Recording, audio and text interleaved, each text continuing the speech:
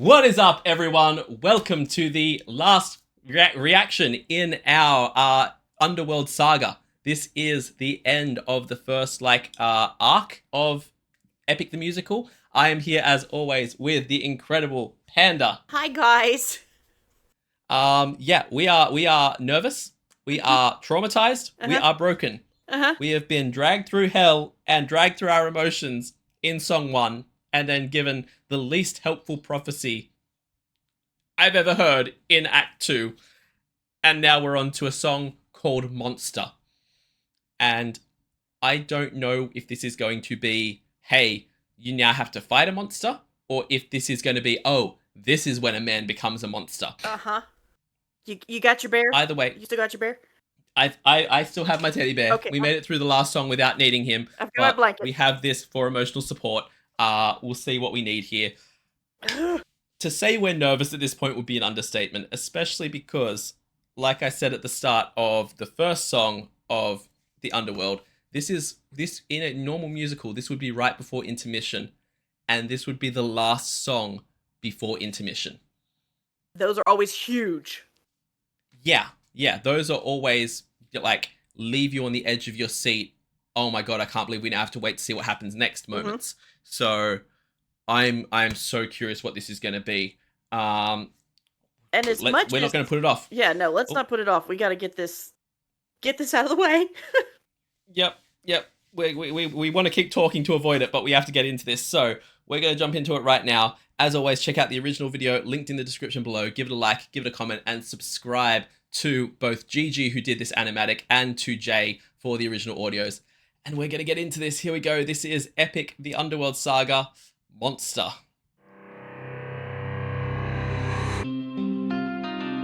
How has everything been turned against us?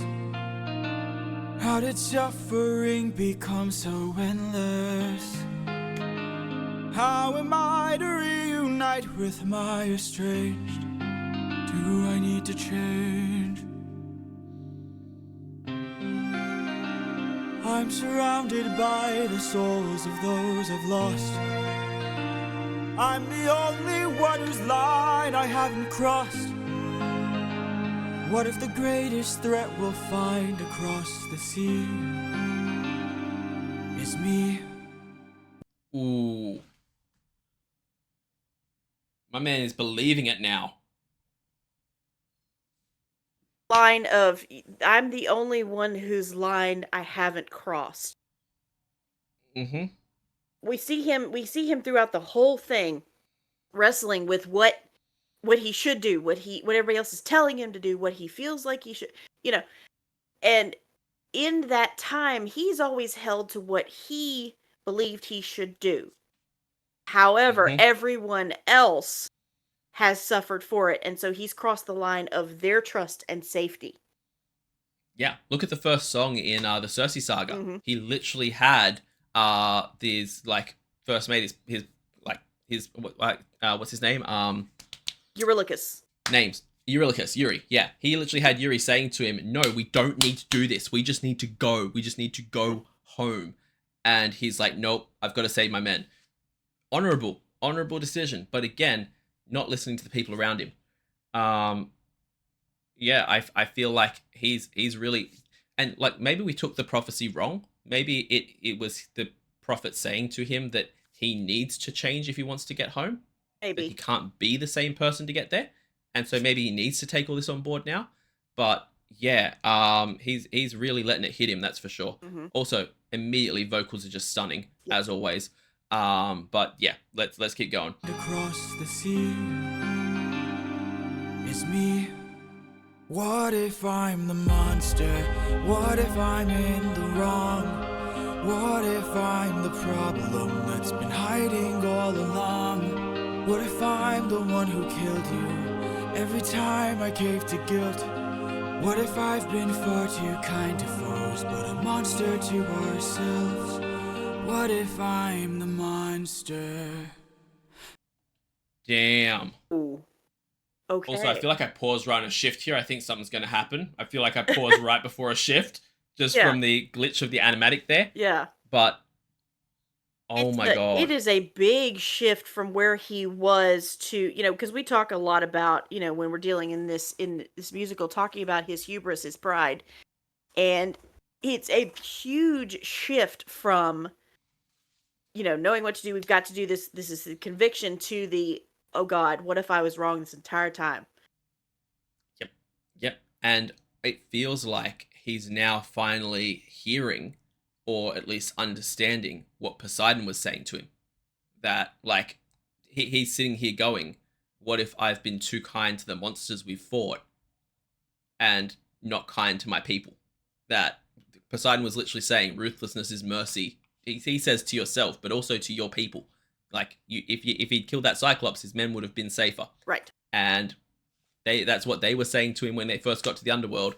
He's now sitting there going, oh God, is me showing mercy, is me trying to be kind, causing all this? Right. Which is kind of a dangerous thought, because it's like he started, he's starting off good with the, what if I was wrong, and jumping into things and not listening to everybody. And then, what if kindness is what got us here? That's a dangerous thought. Yep, exactly. So but it's also a dangerous thought for a leader to be indecisive, to be questioning themselves. Because as much as we said about he's not listening to people and things like that, indecision in those crisis moments will just get them all killed. Yep. So he's got to be careful how much he's questioning himself. But I need to see what's going to happen here. There's going to be some kind of shift. I can feel it. Let's go. What if I'm the monster? Is the Cyclops struck with guilt when he kills? Is he up in the middle of the night?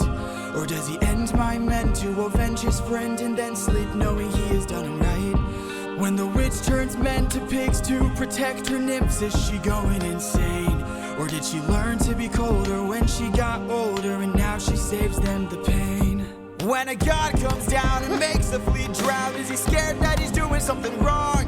Or does he keep us in check so we must respect him and now no one dares to piss him off? Does a soldier use a wooden horse to kill sleeping Trojans cause he is vile? Or does he throw away his remorse and save more lives with guile if I became the... Oh my God. First of all, I love the beat. It picks up all the music, everything picks up. But I love how there's a constant heartbeat in the back. Yep. Sorry. No, and I like how. Sorry. Oh gosh. Anyway, I like how, especially when we're talking about everybody and their motives behind things. Yep. It gets me because, you think about the Cyclops is a monster. He didn't seem all that bright. But honestly, were we just not giving him enough credit? Well, that's the thing. What I was going to say is we've commented in the reactions previously about the fact that the writing of this is so genius because no one is just black and white evil. Right. They all have their own justifications. They all had their own motivations. And now we're seeing that it was building to this point of literally laying that out in front of you, going like you were immediately always rooting for Odysseus, you know, but in these situations, were these people justified? Right. And we got our first glimpse of that during Cersei when we were like, oh yeah, she's just trying to protect her people. She's not evil. She's willing to help you once she knows the people aren't in danger.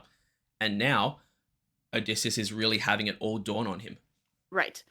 And, and even like with Poseidon, because we were sitting there thinking, oh my God, he's cold. He's doing this just to save his reputation, blah, blah, blah. But did he start off feeling it and then just be, put that line, put that wall so that he couldn't be hurt? And now it's all just a front. And he's got to protect that front or he's going to be hurt more. Yeah, with Poseidon, it's like we said, the gods have to keep man in. They said gods have to keep man in check, but we also have to remember that the Cyclops are his children. So you took my blood, I'll take yours. Like it was. Yeah. There's a lot more to each of these things they've gone through, and now even he's questioning about his own actions during the Trojan War. Sneaking in, killing all the people while they slept and everything. And we see that flash of the baby again, and he's asking, is he the monster in the same way that he sees them as the monster? Right. Or are all of them justified in their actions? Because he now groups himself in his mind the same way he groups those. Also, animatic here. Look at that gorgeous. Art. Absolutely that is just gorgeous. Awesome. Let's keep going. Use a wooden horse to kill sleeping Trojans cause he is vile?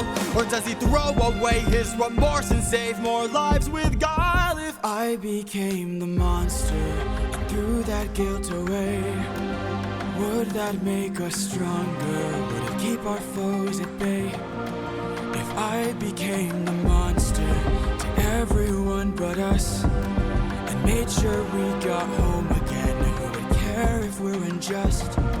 If I became the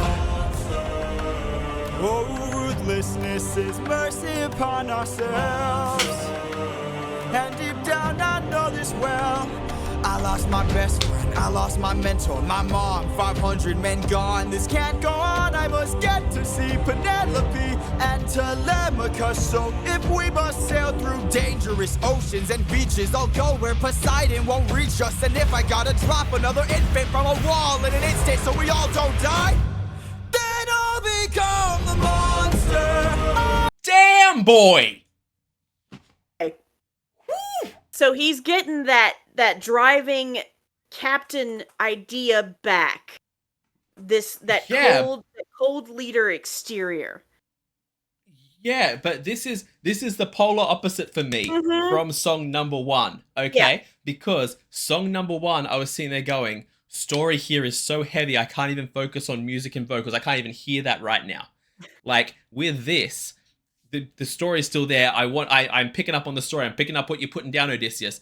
But you're gonna come at me with music and like the vocals here being that fire. Oh yeah. Oh my god, I wanted to get up out of my chair when he started going into this almost like rap type flow, but aggressive of the bada-bump, bada-bump, bada-bump. Oh my god. That, the way that captured the character there, the way that was done was so explosive and so incredible.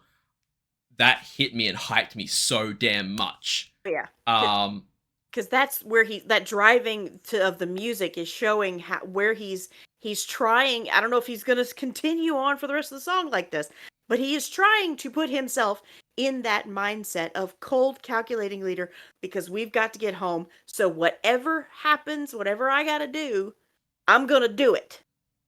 Yep. And it feels like when that faster beat came in, when that more aggression came in, he was making his choice there. This is the point where, nope, I'm switching.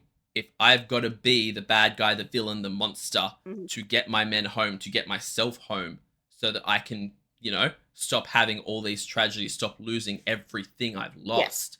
And again, it referenced Athena, it referenced Polites, it referenced his mother. If I have to be this monster to not lose 500 more men, I'm going to do it. And it's hard to argue with that logic, but what's it going to cost him is the question. He even mentioned the fact that if he had to drop another child off a wall, he would do it. Yeah.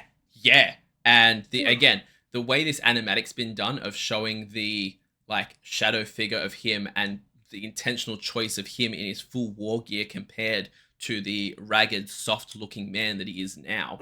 This broken, shabby-looking guy compared to this stoic warrior of aggression and fear, this shadow figure that doesn't even have as much of a soul to it as the other drawing does in the animatic.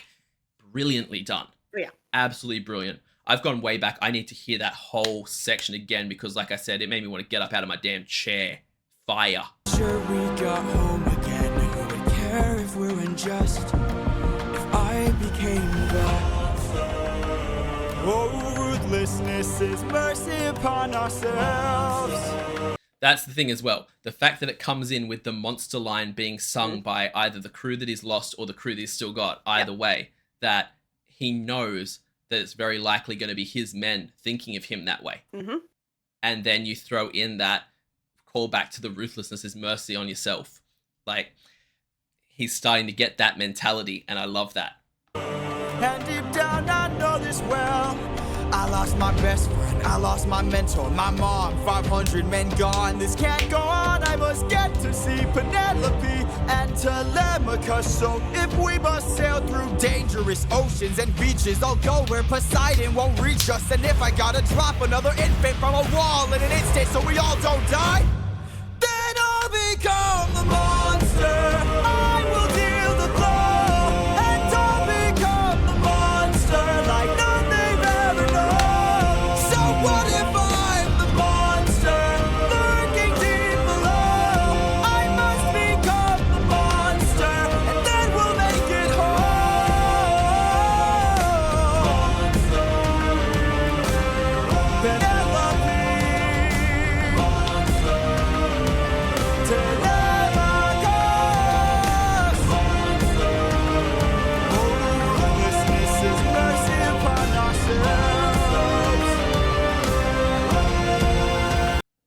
pause there.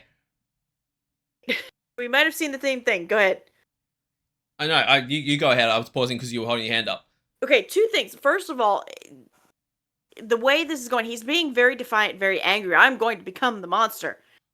But I don't know if it was intentional or it's just Jay's voice that invites that kind of feeling. But it feels like it's still he's putting on a front, and in the back he's still very scared of what he's saying. He doesn't want to, but he's, so I don't know if that was an intentional choice of the music or if that's just the way that Jay's voice comes across. But it's sort of like a scared little boy shouting at his mom, you can't control me kind of thing. I feel like if we're going to go with the animatic as well as the vocals, I feel like you're right about it being an intentional choice, because the moment where he imagines himself getting home, he's collapsing onto her lap, and like it's almost like the scene of him with her where she's holding him right before she pulls off the headband that he's wearing, his position here. I'll show you if you can get it. There we go. Like, that's not a happy moment. That is a moment of kind of defeat, and the look on his face is very, what have I done? What have I had to do? Rather than I got home. Who cares? Right. He's still trying to convince himself here. Yeah. But the way that this has built after that, it comes in with that rap-ish bit or that oomph bit, and it's got it a little bit.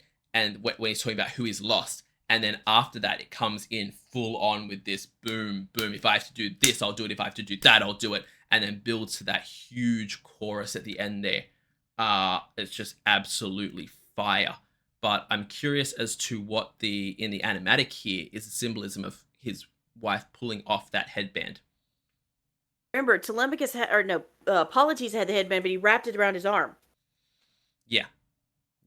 So I'm not sure if it's meant to be Polites. That was in that animatic. I'm not sure if that's meant to be Polites' headband that he's wearing. Yeah. It might have been the animatic that showed that. But yeah, if it's Polites' headband that she's pulling off him, you could link it back to, number one, you could link it back to the whole thing. Polites' whole thing was, even when he's re-singing in the Underworld, greet the world with open arms. Yep. Like this positivity, be positive, don't be this aggressive monster. So it could be a moment of, you don't deserve this. He wouldn't have wanted this. You're not worthy of this anymore. It could be that in his mind, he's casting that aside now. There's a lot of symbolism that could be taken from that moment of that being pulled away in the animatic here. But again, I don't know if that's an animatic choice or if that's something that Jay said would be in the musical in one of his live streams. Right.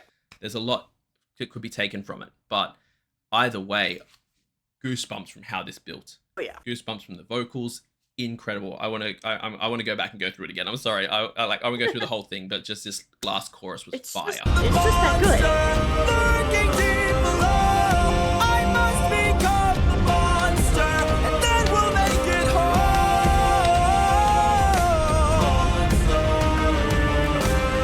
Penelope,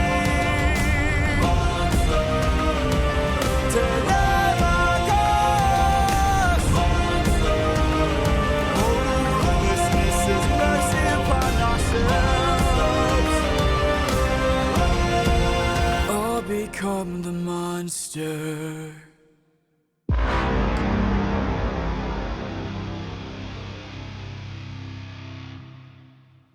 I became the monster. The way that ended, can you imagine being in a theater? Being in a theater, you've had that big song. He's at the front of the stage, does that last, I'll become a monster. And you think that's it, and then it comes in with that wham noise. Oh god. And then everything goes to black. Oh, what a way to end the first section of it. Wow. Yeah, God. That filled my expectations of being the finale of the first act. Yeah. For sure. Not just the final song, but the final saga as a whole. Yeah. Yeah. And the thing is, I was expecting, I didn't know how this could end in a way that wasn't going to be this sad thing, because from the first song, we're like, ooh, depression's hitting hard. But having it, because the point of the last song before the intermission is to set up the second act. And we're set up in the second act now with him making this decision of, no more Mr. Nice Guy. You'll deal with the monster now. I'm going home, try and stop me. And it's going to be a very different guy in the second section here. Damn. Well, and he's definitely, like you were saying, because this saga went from, okay, he got there and he's dealing with the trauma of being in there. He gets the prophecy, which it seems like it doesn't really help. It just tells him, well, you're going to change or you have to change something, right? Mm-hmm. And then he's saying that he's going to change. He's going to be ruthless. He's going to be cold. He's just going to do what has to get done to get home. But he's not out yet. Yeah. So is Can he I going say to... something as well? Yeah, go ahead. Oh, no, you go. No, you go. Yeah, but the thing about it is he going to is he going to do that to get out, or is he going to falter again at some point and realize maybe that's not the best idea? He's been all over the place. Yeah, we have to see if he's going to cross his own lines, like he said at the start, that the only line he hasn't crossed at this point is his own. When push comes to shove, will he cross those lines? But what I wanted to say in terms of how he sees himself, the way that's presented in this animatic is incredible, because at the start of this song, when he's first on his own, he walks up to, I'm just going to try and find the moment here. Here we go. He walks up to some reflective surfaces and he's seeing himself in them as he is. Then he lays down on the ground and we have that shadow there, but it's just a shapeless form. It doesn't have what it is. Right. Halfway through the song, we then shift into that form, that dark side of him, taking on that full soldier look of his darkest moment where he sacrificed that baby. That's the image that he now has in his head of that soldier. Then at the end here, as he's walking towards the ship, look at all the reflections. None of them are the shabby man. None of them is him as we saw him at the beginning. Now they're all that dark figure, which you can still see. A lot of them have that soldier's, I forget what that thing's called, but the like Greek headdress thing that a soldier would wear. Yeah. Just reinforces his shift of perspective of how he is seeing himself in his own damn reflection. Boy. That is really, really cool work on the animatic. Oh, yeah. I'm so desperate to see what happens in the next saga now. Yeah, we're gonna need some, like, I keep saying, like, I go to my therapist and he's like, these are fictional characters. I said, but it doesn't matter. Yep. That's what it needs to be, because this is hitting way too hard. And I'm gonna put it out there. I feel like I could sit down tomorrow and read the full Odyssey. If I hadn't seen this, it would not hit this emotionally. I'd be like, oh yeah, cool story, bro. But watching it in front of me, hearing these songs and having the characters put those emotions in there, makes you so damn attached. And my brain is now in this place of 50% of my brain is like, oh, Odysseus, don't lose yourself. Don't become a bad person and all that. The other half of me is like, you do what you got to do to get your people home, boy. Yes. You do what you've got to do. And I feel like a different animatic could have done this song in a way where towards the end of it here especially, he's sailing back out of the underworld. Right. And all those things that were haunting him before, he's able to just ignore now. Because a part of my brain is like, you're still in the underworld. You have to start to tread your way back through all that trauma again.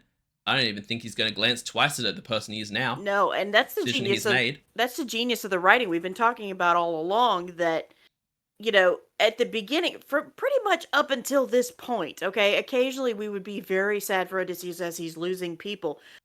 But up until this point, we've been very frustrated with him. With his attitude and how he is thinking with, his pride rather than anything else. And at this point in time, we don't want him to change. Yeah. Because what are going to be the repercussions of that? Who's going to be left? And I feel like this is a perfect example of that situation as well, where if we hadn't had Song 1 lay out everything he's lost, maybe when he heard the story in Song 2 of what he had to do and what he had to become, or who was going to be the person to make it home, then he wouldn't have made this decision in Song 3. Right. That is the genius of the writing, is that each song has set up like a domino effect for this exact moment to happen. And not only lays it out for the character, but lays it out for us, the viewer, to sit there and go, justified, I get it. I can't wait for the next saga. I can't either. I'm just... I think that you know, we are on the brink of something that you know, we've always been on the brink of something very special. I think it's really going to come to the fore in the next half. Yeah.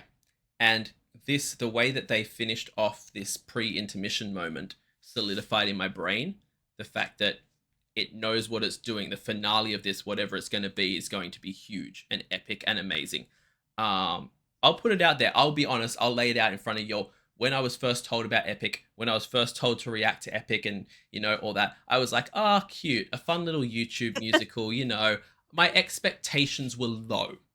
That stopped being the case the first song of the first saga because it blew me away instantly. Now, this thing has its hooks in me in a way that I can't even verbalize. I need this to be live on stage. I need to go and see it every single day that it's in my country. Just saying. Absolutely amazing. Guys, incredible. We will be back next week on Panda's channel for the first song in the next saga, the post-intermission saga. I don't know the name of that one yet, but we will look it up between now and then. This is how much that we don't want spoilers. We don't even know the name of the next saga, so we'll look it up between now and then and film our reactions to that. You'll know we film them in blocks of saga, so if you have any suggestions between now and then for the animatics, leave them in the comments. Please check out the original of the animatic for GiGi, linked in the description below. Also check out the original audio by Jay because we need to support this project as much as we can. So give that a like and a comment and subscribe to him. Leave us a like and a comment both on my channel here and over on Panda's because it helps us out so much with the algorithm. And please subscribe. It costs you nothing and it helps us out more than we can ever say. So please subscribe to the channel. And we also, if you want to support us even more than that, we both have Patreons that help us keep doing what we are doing here on YouTube. Panda does a bunch of awesome content over on hers. She has 2 amazing tiers. And right here on my channel, I do weekly polls for the reactions that come on the channel here. I also do weekly TV show reactions, a monthly movie reaction, a monthly live stream, and at the highest tier, you can get a guaranteed reaction right here on the channel. So check all that out on Patreon. We will both see you in the next saga. Have yourself a fantastic day, night, morning, evening, afternoon, whatever time zone you're in, and we'll see you next time. Bye.